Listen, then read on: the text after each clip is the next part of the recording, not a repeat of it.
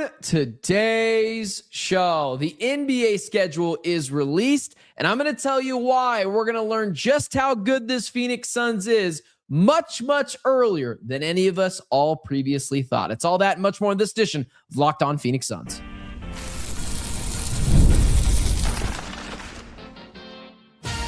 You are Locked On Suns, your daily Phoenix Suns podcast, part of the Locked On Podcast Network, your team every day. Oh, what is up? Welcome in to yet another edition of Locked On Phoenix Suns. Can you tell how excited I am? Do you want to know why? Because the NBA freaking schedule is released. Thank you so much for joining me. My name is Benjamin Garcia. We're part of the Locked On Podcast Network. We got a lot of things to get into. What the hell is going on with Matt Ishbia and the UWM story that just won't go away? Plus, Haywood Highsmith waived. What does it mean? And is he just for sure on his way back? I got a little theory. I'll throw it at you. We'll see what we think. But first, Christmas came early. The NBA schedule is released, and the Phoenix Suns schedule has been released to the masses. I'm throwing it up on the screen on here. If you're listening on audio, I apologize. If you're watching on video, you are welcome to be able to see this front and center. But few statistics to throw out to you when it comes to the Phoenix Suns schedule release.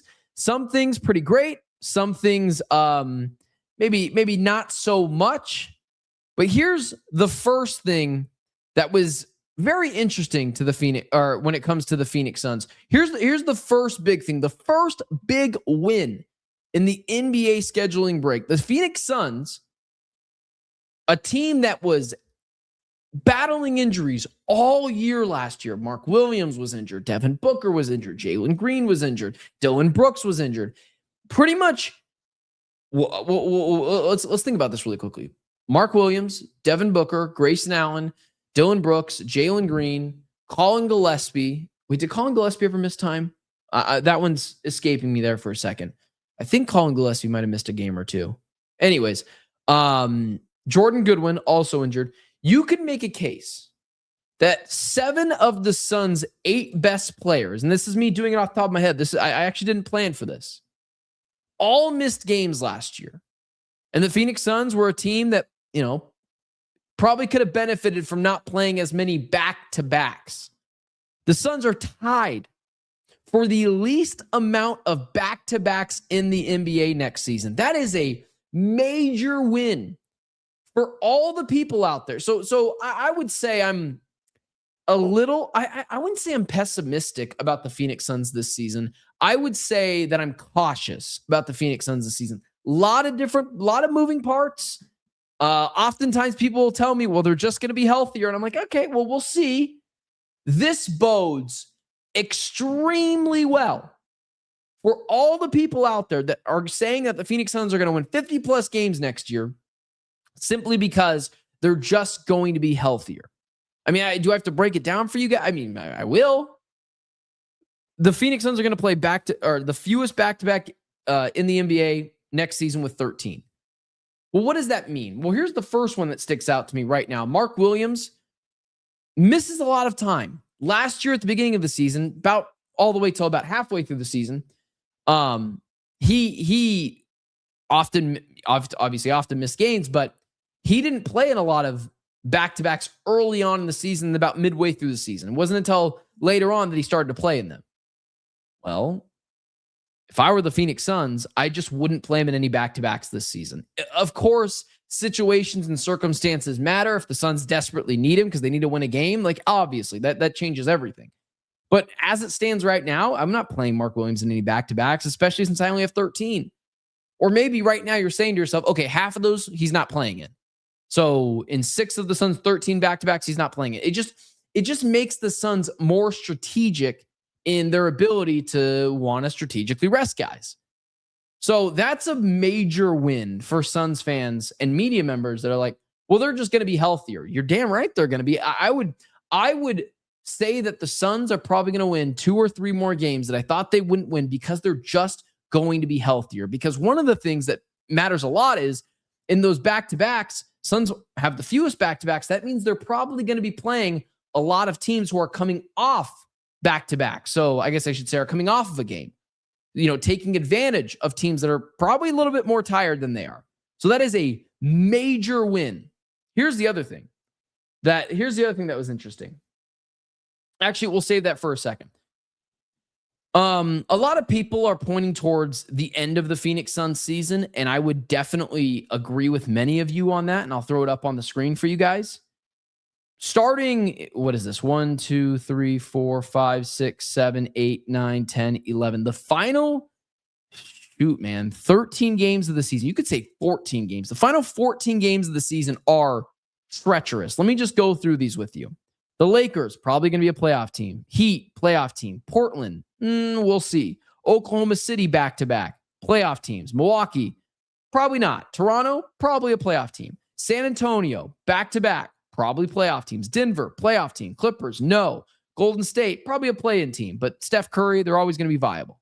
Memphis and the Lakers. That is treacherous for the Phoenix Suns. There's really no way to sugarcoat that. I hate the ending to their season because you just don't know what's going to happen. You simply just have no idea what is going to happen there. So if the Suns are flying high, it's going to be important for them. I guess I shouldn't even say that, but it's going to be important for the Phoenix Suns to build in a buffer in what was that? What was that game here? It's going to be important for the Suns to build in a buffer going into mid-March. Because mid-March to the end of the season, that final 14, 15 games, I mean, you've got to be able to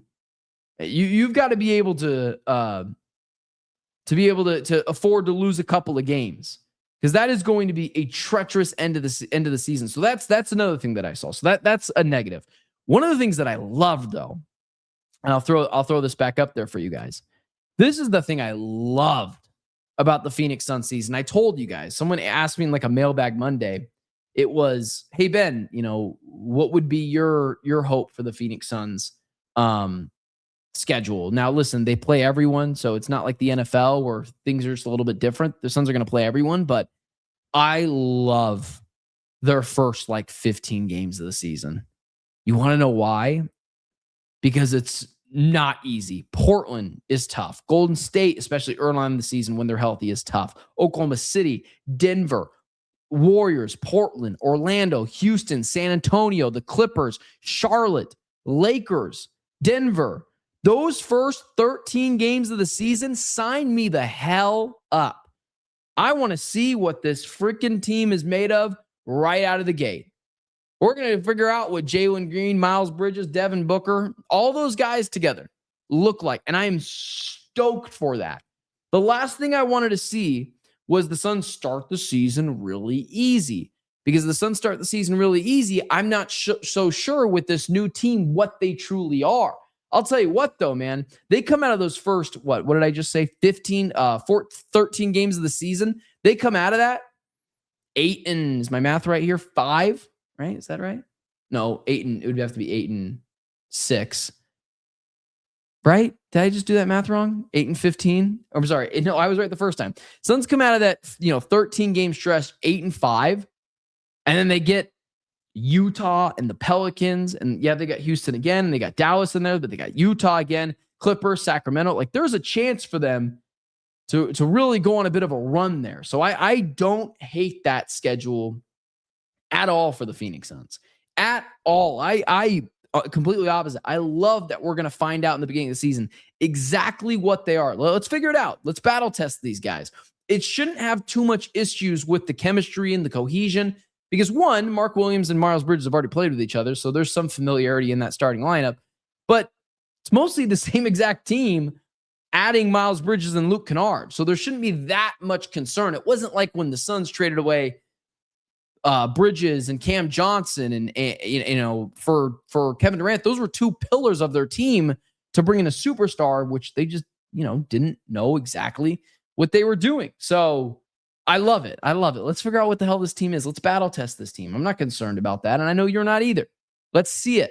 Let's get some scars on us. Let's get dirty. I love it. Absolutely love it. Here's the most interesting thing that I think pissed off a lot of Suns fans. It didn't me.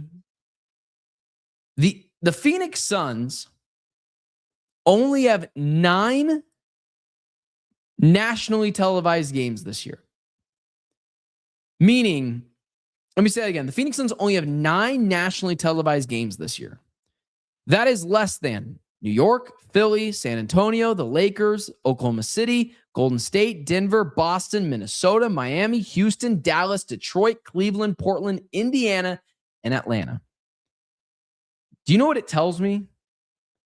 That the Phoenix Suns, who only have 9 nationally televised games, it should tell you that the NBA doesn't A, think the Phoenix Suns are going to be very good this year, and B, don't think they're going to be very interesting. The NBA is not interested in putting bad and boring teams on a nationally televised product.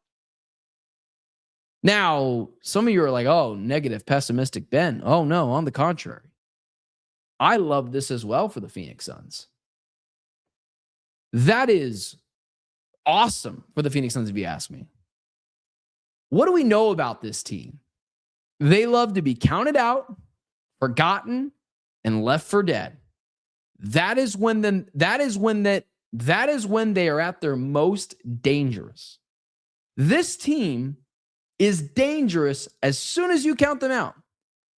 And when they feel disrespected. And so the fact that the NBA disrespected them and let them have the ability to fly under the radar again, that's perfect for the Phoenix Suns. I don't care. In fact, just so we're clear, I don't like nationally televised games because most of the time they're at like 9 p.m. when they start, and I'm a father here. I want to go to bed. But that doesn't matter. What I'm more focused on is, what I love more about it is the Suns get to hang out under the radar. There's nothing special about these televised games outside of saying you see your favorite team on ESPN. Who cares? Nationally televised game gets the same amount of wins as a regularly televised game. The second you count this team out, the second you anticipate they'll be boring or not good, that's when they play their best basketball. Let them play the underdog again. They love it. And so overall, this schedule release actually has me feeling a little bit more positively about the Suns. Sure, there's some rough stretches. I don't want them to end the season on the note that they're ending on, but they've got some soft spots. And the best thing for this team, when everyone else ranks them, or is when everyone else tells them that they're not good enough. And ESPN and Bleacher Report and all the other media outlets are saying they're not going to be good again. And the NBA thinks that they're going to be boring and not very good. That's when the Suns do the most damage. So I'm stoked about that. Thrilled. What the heck is going on with Matt Ishbia and the UWM stuff? Are the Suns potentially going to go from a rich owner to a poor owner? Not so fast, my friend. We'll talk about that next.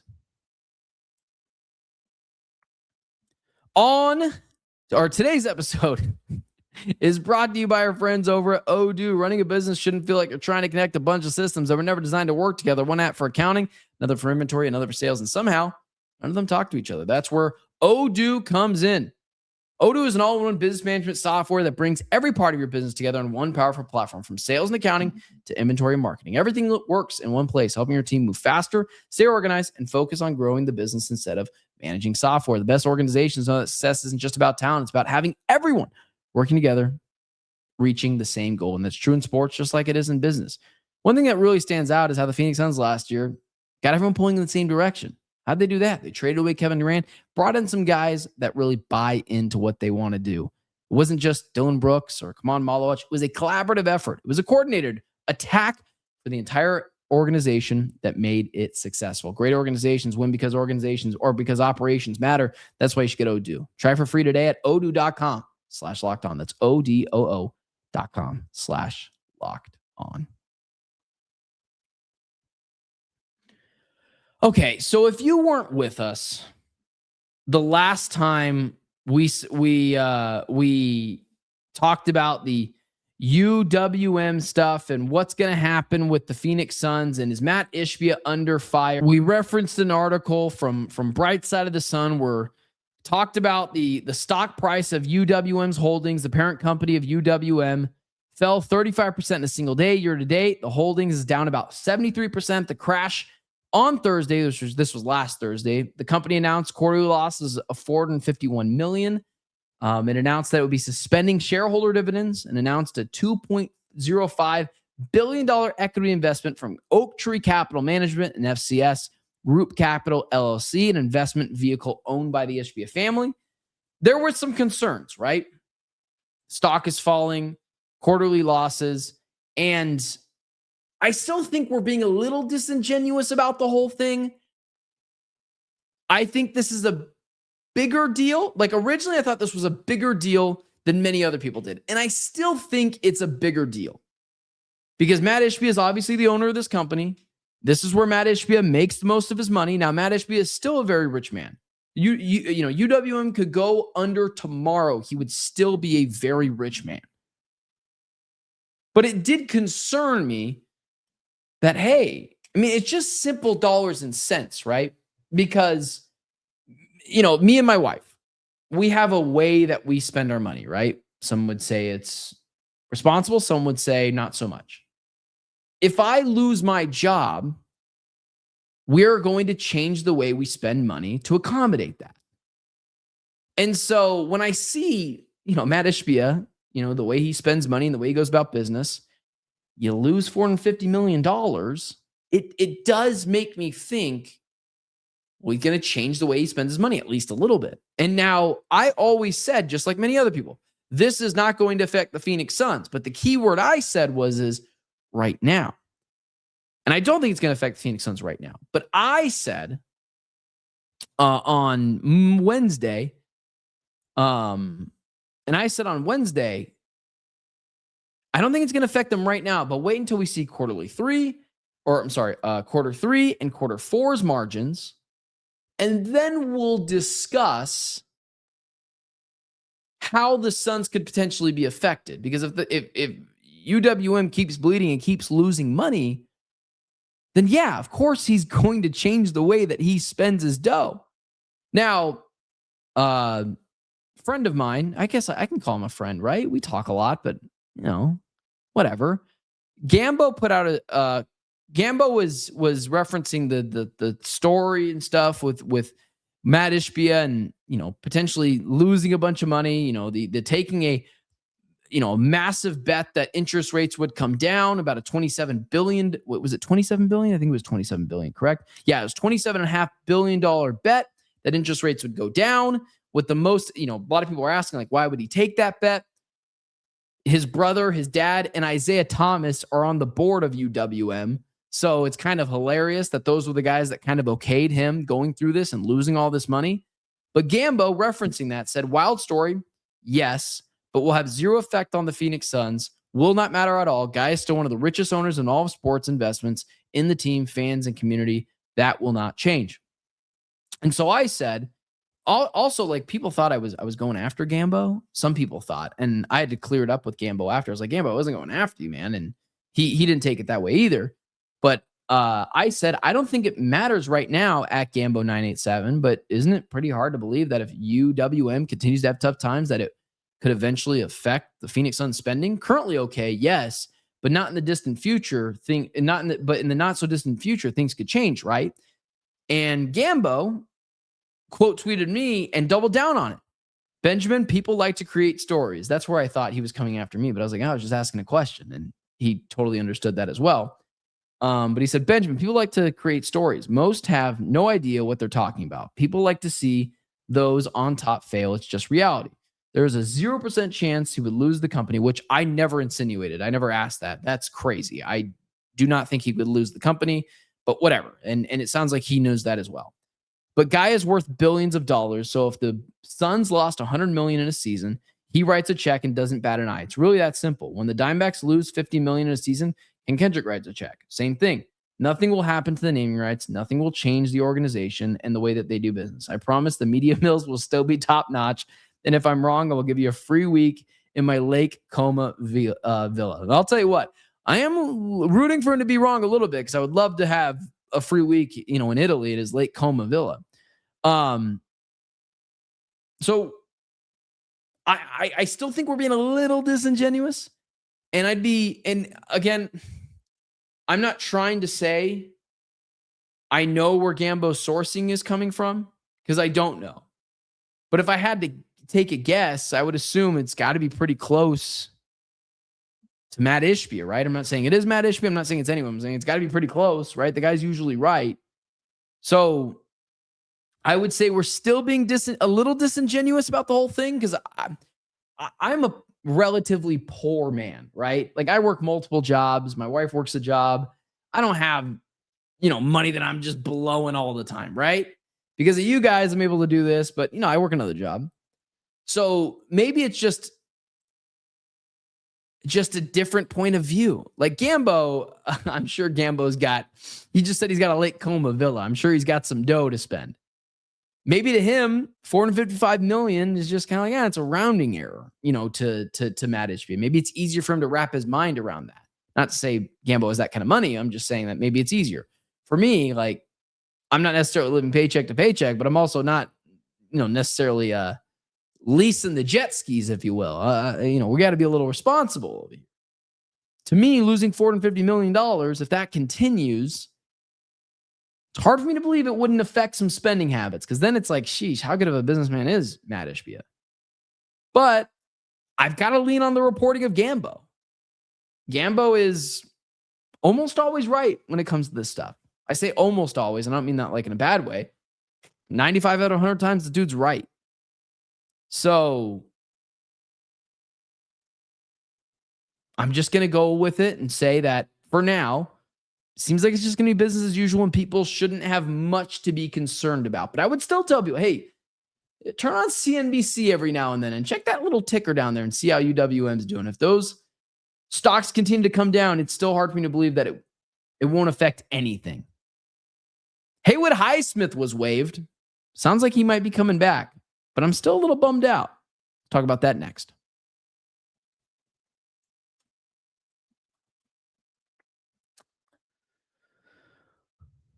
Listen, you guys know me. I love gassing up. I love gassing up guys, as much as the next guy. But when I saw this, I was a little sad about this. The Phoenix Suns waived Haywood Highsmith. Now, again, this is also kind of interesting because Gambo also reported on this as well. But it sounds like this might not be the end for Haywood Highsmith. But the Phoenix Suns waived Haywood Highsmith last year, and I know I've been the king of saying on this show, there's no minutes for Haywood Highsmith, but Haywood Highsmith is a quality role player. Well, Haywood Highsmith is a quality depth role player. And to see the Suns just let him go, that was a little eye-popping to me. Now, it sounds like they might bring him back, but still, you waive him, he's going to be able to sign with someone else if he wants to, or someone else could, pick up that. But he is, I'm not saying he was awesome for the Phoenix Suns last year, and I'm not saying there's even going to be a lot of minutes for him to play. But the fact of the matter is, when Haywood Highsmith was on the floor, he was mostly a pretty good player. He shot 52% from the field, 57% from three on 2 a game, 85% from the free throw line, 5 points, 2 rebounds a game. He didn't play a ton. He only played 13 minutes a night when he did play. But I liked watching Haywood Highsmith out there. Haywood Highsmith is one of those guys where, like, if you told me right now who's getting minutes, Haywood Highsmith or Ryan Dunn, who would you rather see? I'd rather see Haywood Highsmith. He's a good two-way player. And he is the perfect player when the Suns have injuries. Put him out there. Put him out there. And so I was a little disappointed to see Haywood Highsmith get waived. I feel like the Suns should.